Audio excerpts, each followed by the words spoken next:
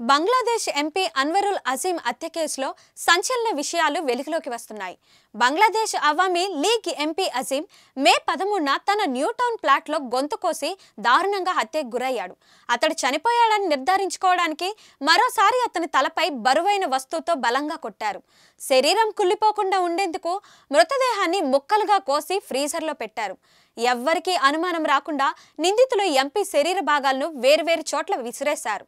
అయితే మృతదేహ భాగాలను ఎక్కడ విసిరేశారనే విషయంలో ఇంకా క్లారిటీ రాలేదు. ఎంపీ కారులోని సీసీటీవీ ఫుటేజ్లు బయటపడ్డాయి. నివాసం లోపల నుంచి సీసీటీవీ ఫుటేజ్లో ఎర్రటి కారు ఇంటి ముందుకి రావడం ఫుటేజీలో కనిపిస్తుంది. ఆ కారులో నుంచి 3 వ్యక్తులు దిగారు. వారిలో బంగ్లాదేశ్ అవీం లీగ్ దివంగత ఎంపీ అన్వరుల్ అజీం కూడా ఉన్నారు. అతనితో పాటు మరో 2 వ్యక్తులు ఉన్నారు. సీసీటీవీని ఫుటేజీ ఆధారంగా పోలీసులు రెడ్ కలర్ కారును గుర్తించారు. ఎంపీతో వచ్చిన వారంతా ఒక్కొక్కరుగా బయటకు వెళ్లిపోయారు. కానీ ఎంపీ మాత్రం ఇంటి నుంచి బయటకు రాలేదు. దీంతో పథకం ప్రకారమే అన్వరుల్ని హత్య చేశారని పోలీసులు వెల్లడించారు.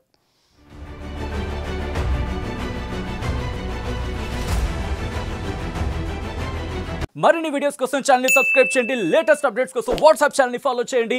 అండ్ లింక్ డిస్క్రిప్షన్ లో ఉంది.